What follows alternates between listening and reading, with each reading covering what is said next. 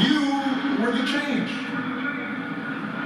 You answered people's hopes, and because of you, by almost every measure, America is a better, stronger place than it was when we started.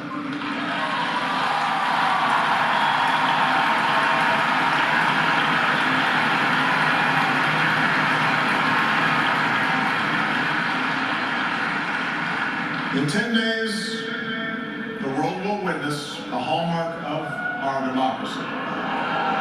No. The peaceful transfer of power from one freely elected president to the next.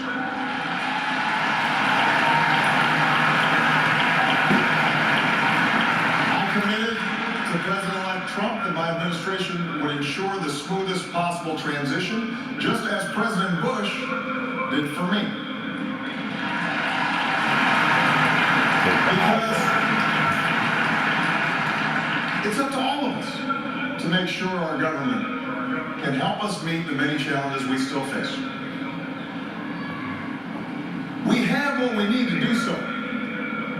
We have everything we need to meet those challenges. After all, we remain the wealthiest, most powerful, and most respected nation on earth. Our youth, our drive, our diversity and openness, our boundless capacity for risk and reinvention means that the future should be ours. But that potential will only be realized if our democracy works. Only if our politics better reflects the decency of our people. And in Americans will be confirmed. Mine sure has been. Over the course of these 8 years, I've seen the hopeful faces of young graduates and our newest military officers. I have mourned with grieving families, searching for answers, and found grace in Charleston Church. I've seen our scientists help a paralyzed man regain his sense of touch. I've seen wounded warriors who at points were given up for dead walk again.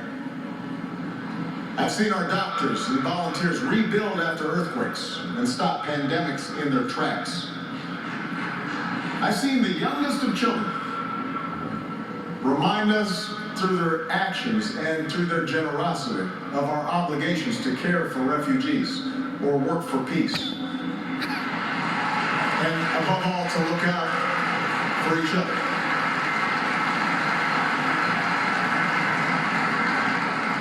So that faith that I placed all those years ago, not far from here, in the power of ordinary Americans to bring about change, that faith has been rewarded in ways I could not have possibly imagined. And I hope your faith has too. Some of you here tonight, or watching at home, you were there with us in 2004, 2008, 2012.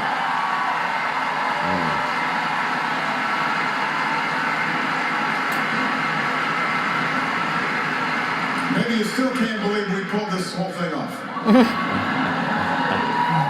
Let me tell you, you're not the only ones. Michelle?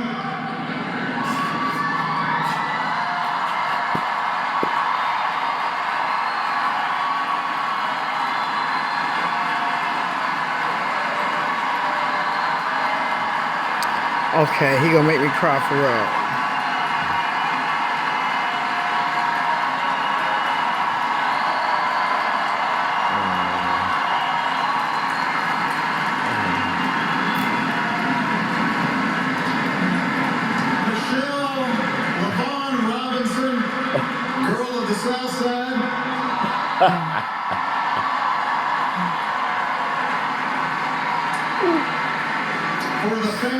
For the past 25 years, you have not only been my wife and mother of my children, you have been my best friend.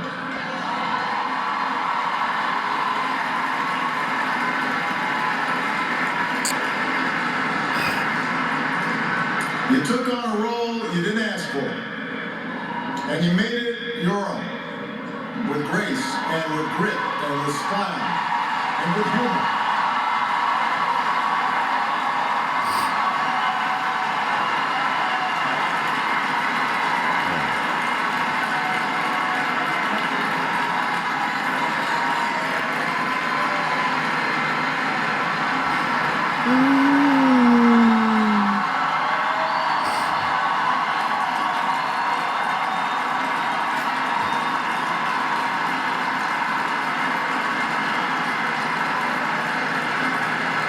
You made the White House a place that belongs to everybody. And a new generation sets its sights higher because it has you as a role model. So you have made me proud, and you have made the country proud.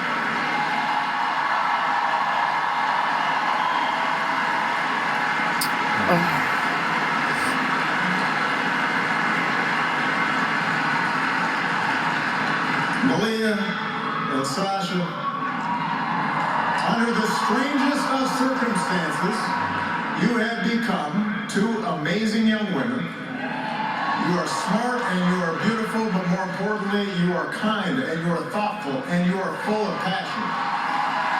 And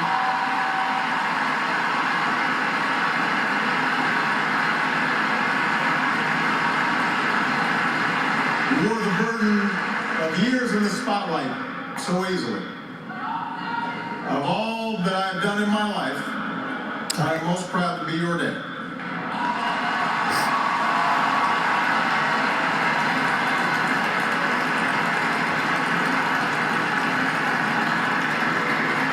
To Joe Biden.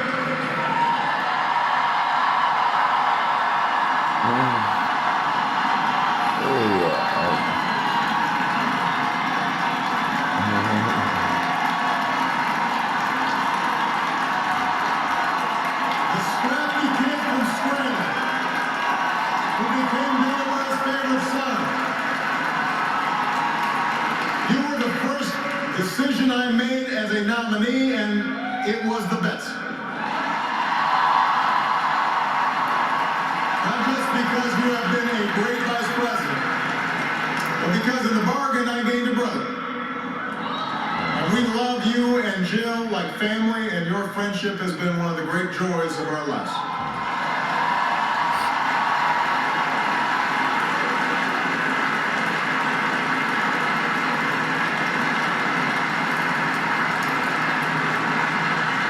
To my remarkable staff,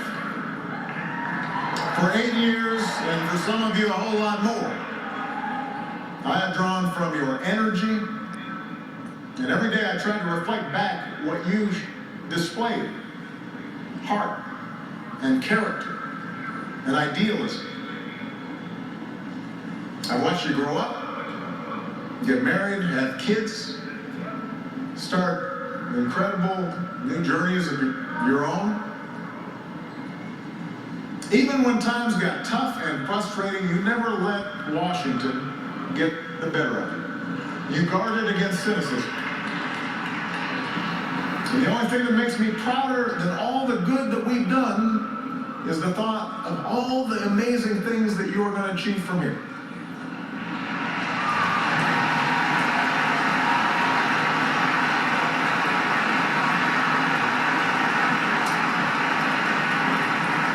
And to all of you out there, every organizer who moved to an unfamiliar town, every kind family who welcomed them in, every volunteer who knocked on doors, every young person who cast a ballot for the first time, every American who lived and breathed the hard work of change, you are the best supporters and organizers anybody could ever hope for, and I will be forever grateful. Because you did change the world. You did. And that's why I leave this stage tonight even more optimistic about this country than when we started. Because I know our work has not only helped so many Americans, it has inspired so many Americans, especially so many young people out there, to believe that you can make a difference, to hitch your wagon to something bigger than yourselves. Let me tell you, this generation coming up, unselfish, altruistic, creative, patriotic, I've seen you in every corner of the country. You believe in a fair and just and inclusive America. You know that constant change has been America's hallmark, that it's not something to fear, but something to embrace. You are willing to carry this hard work of democracy forward. You'll soon outnumber all of us, and I believe as a result, the future is in good hands.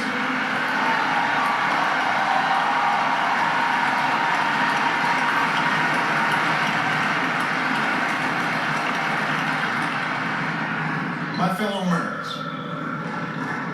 it has been the honor of my life to serve you.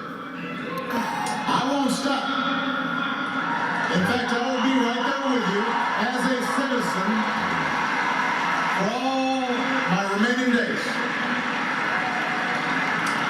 But for now, whether you are young or whether you're young at heart, I do have one final ask of you as your president. The same thing I asked when you took a chance on me 8 years ago. I'm asking you to believe, not in my ability to bring about change, but in yours. I'm asking you to hold fast to that faith written into our founding documents, that ideal whispered by slaves and abolitionists, that spirit sung by immigrants and homesteaders and those who marched for justice, that creed reaffirmed by those who planted flags from foreign battlefields to the surface of the moon. A creed at the core of every American whose story is not yet written. Yes, we can. Yes, we did. Yes, we did. Yes, we can. Yes, we can. Yes, we will. Thank you. God bless you. Continue to bless the United States of America. Thank you. President Obama ending on the mantra that carried him into office 8 years ago. Yes, we can. Speaking to a packed crowd here at McCormick Place Convention Center in Chicago, his official farewell speech, looking on the First Lady Michelle Obama, who got the biggest applause of the night. Also, Vice President Joe Biden and Dr. Jill Biden, who he singled out as deep and close and personal friends and partner, calling Vice President Biden a brother. Here's the First Lady and Malia Obama now joining the President on stage. Dr. Biden and Vice President Joe Biden coming up to thank the President. Kristen Welker is with me as we're watching this speech. Kristen, this seemed like a speech that was laying the seed for a president who is going to become and continue to be very active in trying to support his party and these ideals. I think you're right, Lester. He ended on that note, yes, we can. This was, as you would expect, a defense of his legacy, but it was also a call to action to the American people, and I think to his successor, to defend this democracy. He talked about how fragile the nation's democracy is. I thought one of the most poignant I thought that too.